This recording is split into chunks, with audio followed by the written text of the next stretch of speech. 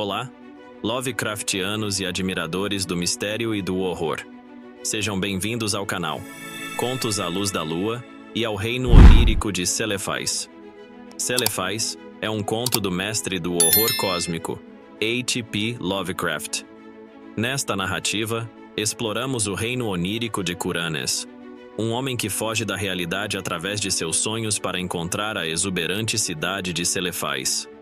Lá, ele se torna rei e vive uma vida idílica, desfrutando de uma existência utópica que desafia as leis do tempo e espaço. Contudo, Lovecraft tece uma trama onde a linha entre sonho e realidade se desfaz, revelando as complexidades do psicológico humano diante da fuga para mundos imaginários. Eu sou Nogord, e esse é o canal Contos à Luz da Lua. 3, 2, 1. Em um sonho, Khuranes viu a cidade no vale, e mais além a costa, e o pico nevado sobranceando o mar, e as galeras de cores alegres que saem do porto rumo às regiões longínquas, onde o mar encontra o céu. Foi também num sonho que recebeu o nome de Khuranes, pois em vigília era chamado por outro nome. Talvez fosse natural que sonhasse outro nome, pois ele era o último remanescente da família, sozinho em meio à multidão indiferente em Londres, e não havia muitas pessoas para falar-lhe e lembrá-lo de quem fora. O dinheiro e as terras haviam ficado para trás, e ele não se importava com as outras pessoas, mas preferia sonhar e escrever sobre os sonhos. Esses relatos suscitavam o riso em quem os lia, de modo que, passado algum tempo, guardava-os para si mesmo e, por fim, parou de escrever. O quanto mais se afastava do mundo ao redor, mais exuberantes tornavam-se os sonhos, e seria inútil tentar descrevê-los no papel. Khuranes não era moderno e não pensava como outros escritores, enquanto estes tentavam arrancar o manto encantado que recobre a vida e mostrar uma realidade abjeta em todo o seu horror. Khuranes só se preocupava com a beleza.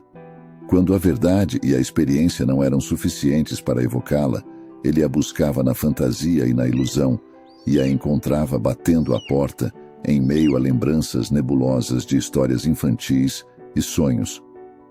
Poucas pessoas conhecem as maravilhas que as histórias e visões da infância são capazes de revelar. Pois quando ainda crianças escutamos e sonhamos, pensamos meros pensamentos incompletos. E uma vez, adultos tentamos relembrar, sentimos-nos prosaicos e embotados pelo veneno da vida. Mas há os que acordam na calada da noite com estranhas impressões de morros e jardins, de chafarizes que cantam ao sol, de penhascos dourados suspensos sobre o murmúrio do oceano, de planícies que se estendem até cidades adormecidas em bronze e pedra, e de heróis que montam cavalos brancos, caparazonados, nos limites de densas florestas.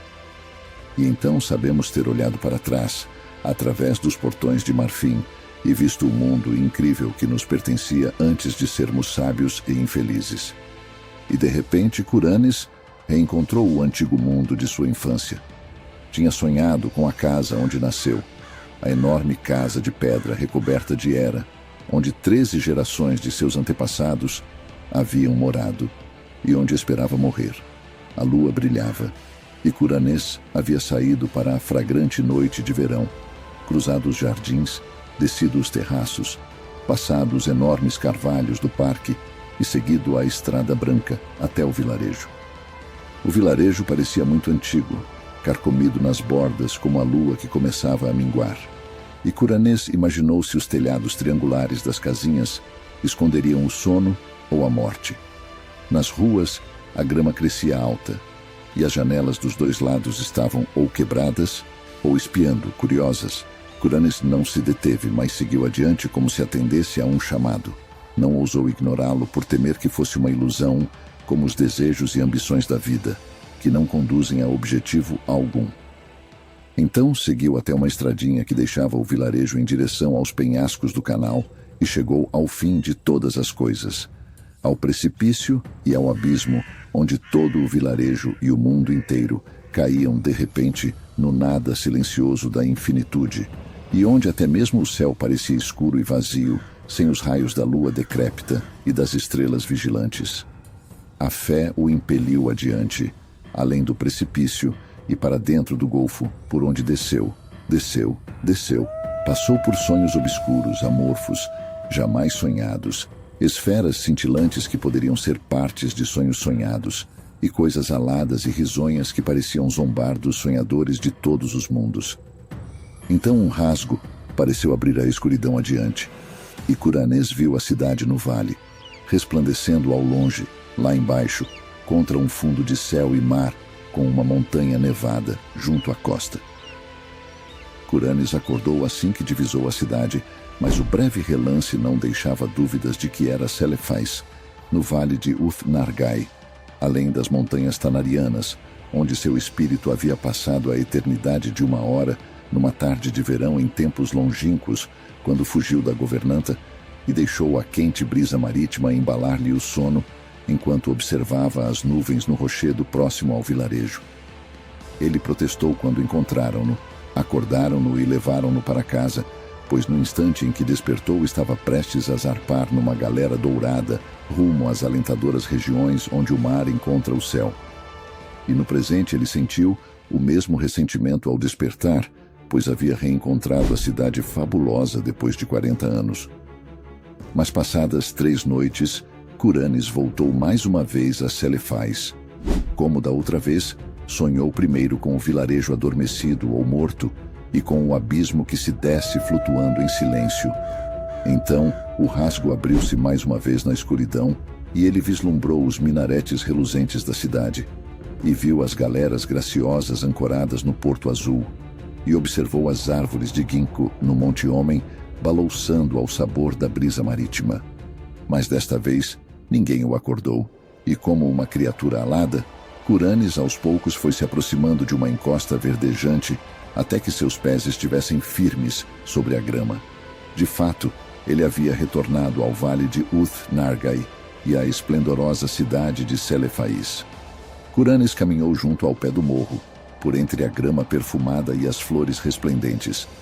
Cruzou os gorgolejos do Naracha pela ponte de madeira onde havia entalhado seu nome tantos anos atrás e atravessou o bosque sussurrante até a enorme ponte de pedra junto ao portão da cidade. Tudo era como nos velhos tempos. As muralhas de mármore seguiam imaculadas e as estátuas de bronze em seu topo lustrosas. E Kuranes viu que não precisava temer pelas coisas que conhecia, pois até mesmo os sentinelas nas muralhas eram os mesmos, e jovens, como no dia em que os vira pela primeira vez. Quando entrou na cidade, além dos portões de bronze e das calçadas de ônix, os mercadores e os homens montados em camelos cumprimentaram-no como se jamais houvesse ido embora. O mesmo aconteceu no templo turquesa de Nat Horthat, onde os sacerdotes ornados com coroas de orquídeas disseram-lhe que não existe tempo em Uth-Nargai, apenas a juventude eterna. Então Kuranes caminhou pela Rua dos Pilares em direção à muralha junto ao mar, onde ficavam os comerciantes e marinheiros, e os estranhos homens das regiões onde o mar encontra o céu. E lá ficou por muito tempo, contemplando o porto esplendoroso, onde as águas refletiam um sol desconhecido, e onde vogavam suaves as galeras vindas de mares longínquos. Contemplou também o Monte Homem, que se erguia altaneiro sobre o litoral, com as encostas mais baixas repletas de árvores balouçantes e o cume branco a tocar o céu. Mais do que nunca, Kuranes queria navegar em uma galera até as terras distantes, sobre as quais tinha ouvido tantas histórias singulares. E assim, foi em busca do capitão que, muito tempo atrás, prometera levá-lo. Encontrou o homem, Atibe, sentado no mesmo baú de especiarias onde estava da outra vez, e Atibe parecia não perceber que o tempo havia passado. Os dois remaram juntos, até uma galera no porto, e dando ordens aos remadores, singraram as águas do mar serenariano que acaba no céu. Por vários dias o navio deslizou sobre as águas, até alcançar enfim o horizonte, onde o mar encontra o céu. A galera não parou por um instante, e sem a menor dificuldade começou a flutuar pelo azul do céu, em meio às felpudas nuvens rosadas. E sob a quilha, Kuranes pôde ver países estranhos, rios e cidades de beleza ímpar, banhados pelos raios de um sol que parecia jamais enfraquecer ou sumir. Passado algum tempo, Atib disse que a viagem estava chegando ao fim e que eles logo desembarcariam no porto de Seranian, a cidade de mármore rosa nas nuvens, construída no litoral etéreo onde o vento oeste adentra o céu. Mas quando as torres lavradas da cidade surgiram no horizonte, ouviu-se um som em algum lugar no espaço. E Curanés acordou no sótão onde morava em Londres. Por muitos meses depois disso, Curanes procurou em vão a resplendente Celefais e as galeras celestes. E ainda que os sonhos levassem-no a muitos lugares belos e inauditos, ninguém que encontrasse pelo caminho sabia dizer como encontrar o Utnargai detrás das montanhas tanarianas. Certa noite ele voou sobre montanhas sombrias, onde havia fogueiras solitárias e esparsas e manadas estranhas, de pelo desgrenhado e com sinetas no pescoço. E na parte mais selvagem dessa terra montanhosa, tão remota que poucos homens poderiam tê-la descoberto, encontrou uma terrível muralha ou barragem de pedra antiga que zigue-zagueava por entre escarpas e vales, gigante demais para ter sido construída por homens, e de uma extensão tal que não se lhe via nem o começo, nem o fim. Além da muralha, no entardecer sombrio, Curanés chegou a um país de singulares jardins e cerejeiras, e quando o sol nasceu, vislumbrou uma beleza tão intensa de flores brancas e vermelhas, folhagens e gramados, estradas brancas, riachos cristalinos, lagoas azuis, pontes lavradas e pagodes de telhado vermelho que por um instante esqueceu de Celefais, tamanho seu deleite. Mas voltou a lembrar-se da cidade ao caminhar por uma estrada branca em direção a uma pagode de telhado vermelho, e teria perguntado o caminho aos habitantes dessa terra se não tivesse descoberto que no local não havia homens, apenas pássaros e abelhas e borboletas. Em outra noite, Curanes subiu uma interminável escadaria de pedra em espiral e chegou à janela de uma torre que dava para uma imponente planície e para um rio iluminado pelos raios da lua cheia. E na cidade silenciosa que espraiava-se a partir da margem do rio, pensou ter visto algum detalhe ou alguma configuração familiar. Teria descido e perguntado o caminho a Utnargai, se não fosse pela temível aurora que assomou em algum lugar remoto além do horizonte, revelando a ruína e a antiguidade do lugar, a estagnação do rio Juncoso e a morte que pairava sobre aquela terra desde que o rei Kinaratolis voltou das batalhas e defrontou-se com a vingança dos deuses. Então Curanes procurou em vão pela maravilhosa cidade de Celefais e pelas galeras que singram o firmamento até Seranian, vendo pelo caminho inúmeros prodígios e certa vez escapando por um triz de um alto sacerdote indescritível que usa uma máscara de seda amarela sobre o rosto e vive isolado em um monastério pré-histórico no inóspito platô gelado de Leng. No fim, ele estava tão impaciente com os áridos intervalos entre uma noite e outra que decidiu comprar drogas para dormir mais. O Hakshish ajudava um bocado, e uma vez mandou-o a uma zona do espaço onde não existem formas, mas gases cintilantes estudam os mistérios da existência.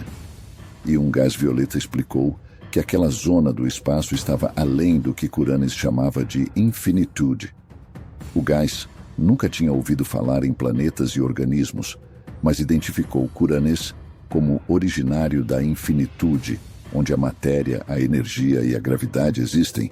Curanes estava muito ansioso para rever os minaretes de Celefais e, para tanto, aumentou a dosagem, mas logo o dinheiro acabou e ele ficou sem drogas. Em um dia de verão, expulsaram-no do sótão e ele ficou perambulando sem destino pelas ruas até atravessar uma ponte e chegar a um lugar onde as casas pareciam cada vez mais diáfanas. E foi lá que veio a realização.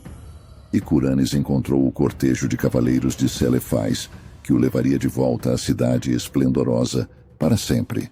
Os cavaleiros pareciam muito garbosos, montados em cavalos ruanos e vestidos com armaduras lustrosas e tabardos com brasões em filigrana. Eram tão numerosos que Curanes quase os tomou por um exército, mas na verdade vinham em sua honra, uma vez que ele havia criado Utnargai em seus sonhos, e por isso seria coroado como o deus mais alto do panteão para todo o sempre. Então deram um cavalo a Curanes e puseram-no à frente do cortejo, e todos juntos cavalgaram majestosamente pelas montanhas de Surrey e avante, rumo às regiões onde Curanes e seus antepassados haviam nascido.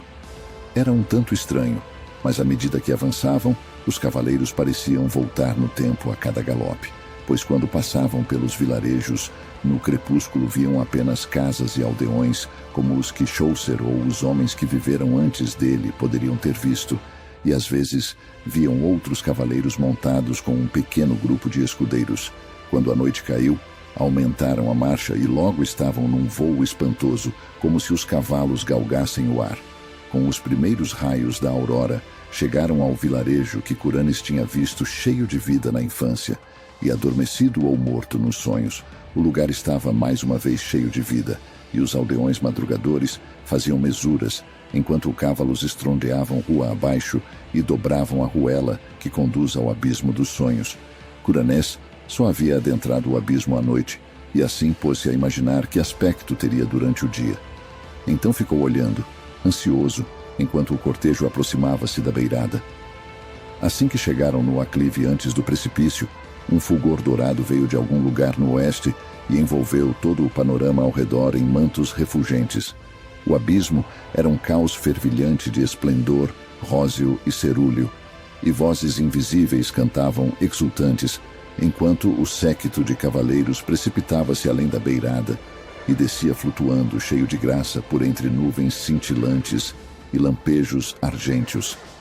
A suave descida durou uma eternidade, com os cavalos galgando o éter como se a galopar em areias douradas, e então os vapores luminosos abriram-se para revelar um brilho ainda mais intenso, o brilho da cidade de Celefais, e mais além, a costa e o pico nevando sobranceando o mar, e as galeras de cores alegres que saem do porto rumo às regiões longínquas, onde o mar encontra o céu.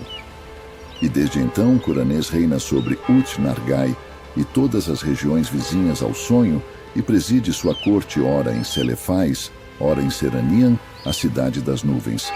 Ele ainda reina por lá, e há de reinar feliz por todo o sempre, ainda que sob os penhascos de Innsmouth as marés do canal tratassem com escárnio o corpo de um mendigo que atravessou o vilarejo semideserto ao amanhecer. Tratassem com escárnio e atirassem o corpo sobre as rochas ao lado das Trevor Towers, cobertas de era, onde um cervejeiro milionário, gordo e repulsivo, desfruta da atmosfera comprada de uma nobreza extinta. Gostaram do conto de hoje? Deixe um like, se inscreva no canal e clique no sininho e será avisado toda vez que tiver um vídeo novo publicado. Até o próximo conto.